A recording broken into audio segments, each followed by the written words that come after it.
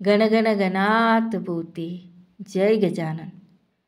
गजानन महाराज म्हणतात, पाहून दुर्लक्ष करू नका. आज माऊली काही महत्त्वाचा संदेश देऊ इच्छित आहे. नीट लक्ष देऊन शांतपणे ऐक. माऊली तुम्हाला काय सांगू इच्छित आहेत ते. माऊली म्हणतात, पुढील 5 मिनिटे हे तुझ्यासाठी महत्त्वाचे ठरणार आहे. जर का तू तुझ्या आयुष्यातील 5 मिनिटे हा संदेश ऐकण्यात घालवली तर तुझी पुढील 100 वर्षे सुखाने जाऊ शकतात. तत्पूर्वी तुम्ही माऊली भक्त असाल तर व्हिडिओला लाईक करून शेअर करायला विसरू नका. अशांनी तुम्ही पुण्याचे भागीदार ठराल. कारण तुमच्या एका शेअरने कुणाचे हारलेले मन जागृत होण्यास मदत होऊ शकते आणि तुम्ही नकळत पुण्याचे भागीदार ठराल. आजचा माऊलींचा संदेश तुमच्यासाठी आहे. माऊली म्हणतात, माझ्या बाळा, अरे किती चिंतेमध्ये अटकून राहशील. चिंता करणे थांबव. ज्याच्या नशिबात आहे ते धावून येईल. नशिबात नाही तोही येईल आणि जाईल. म्हणून अगणित इच्छा बाळगू नको. जे मिळेल ते सांभाळा.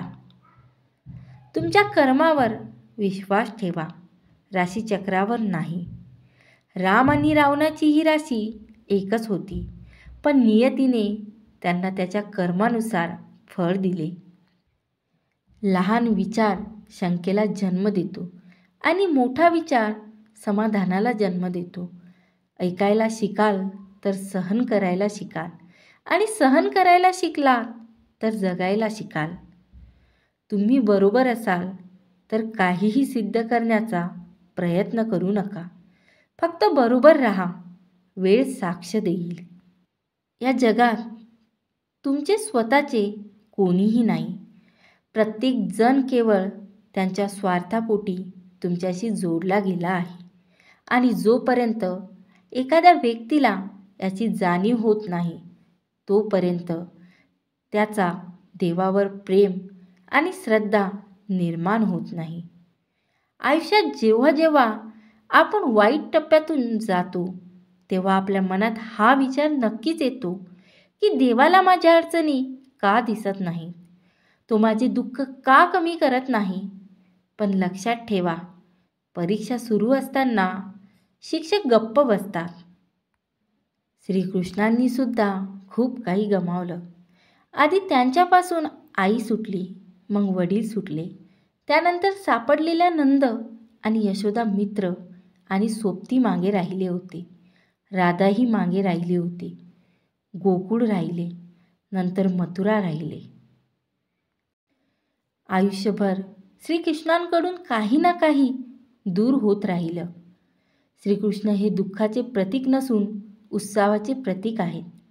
सर्वस्व गमावूनही आनंदी कसे राहायचे हे श्रीकृष्णापेक्षा चांगले कोणीही शिकवू शकत नाही. म्हणून नेहमी आनंदी राहा, नेहमी हसत राहा. दुःख जर देवापासून चुकले नाही मग आपण साधारण मनुष्य आहोत. दुःखाला किती जवळ करायचे हे एकदा समजले की आयुष्यात दुःखच उरत नाही. मन आंधळे आहे, त्याला स्वतःचे काही ज्ञान नाही. मनाला काहीच कळत नाही आणि ते नीट मार्गदर्शनही करत नाही. म्हणून आपल्या मनाच्या शब्दांचे आंधळेपणे पालन करून महत्त्वाची कामे पुढे ढकलणे थांबवा. तुम्ही नेहमी तुमच्या बुद्धीने काम करा, मनाने नाही. कारण आंधळे मन तुम्हाला महत्त्वाच्या गोष्टी करण्यापासून नेहमी थांबवते. जेव्हा तुम्ही तुमच्या बुद्धीने महत्त्वाची कामे करायला सुरुवात करता तेव्हा तुमचे मन हळूहळू तुमचे मित्र बनते. परंतु सध्या तुमचे मन तुमचे शत्रू बनले आहे, जे तुम्हाला दिवसांदिवस नष्ट करत आहे. सहमत असाल तर होय बरोबर आहे असे टाईप करून तुमची सहमती दर्शवा. कलियुग चालू आहे म्हणून तुमच्या मनातून हा विचार काढून टाका की कोणीतरी तुमच्याशी विनाकारण नातं ठेवलं. तुझ्याजवळ असं काही ठेवा की ते मिळवण्याचा लोक तुमच्याशी जोडले जातील. स्वतःला रिकामे होऊ देऊ नका, कारण लोक रिकाम्या वस्तू कचऱ्यात टाकतात. जर देवाने अशी एखादी गोष्ट घेतली असेल जी तुम्हाला गमावण्याची कल्पनाही केली नसेल, तर तो तुम्हाला नक्कीच काहीतरी देईल ज्याची तुम्ही कधी कल्पनाही केली नसेल. मोकळ्या मनाने श्वास घ्या. आत गुदमरण्याचा प्रयत्न करू नका. काही गोष्टी माझ्यावर सोडा. सर्व काही स्वतः सोडवण्याचा प्रयत्न करू नका. प्रत्येकजण कोणत्याही समस्येवर स्वतःचा उपाय देतो, म्हणून एखाद्याने दर्शविलेल्या मार्गावर जाण्यापूर्वी मार्ग देणारी व्यक्ती स्वतःच आपला मार्ग गमावला आहे की नाही तपासण्यासाठी आपल्या बुद्धिमत्तेचा वापर करणे सुनिश्चित करा. स्वतःला तणाव आणि अडचणीपासून मुक्त करायला एक साधा सरळ उपाय आहे.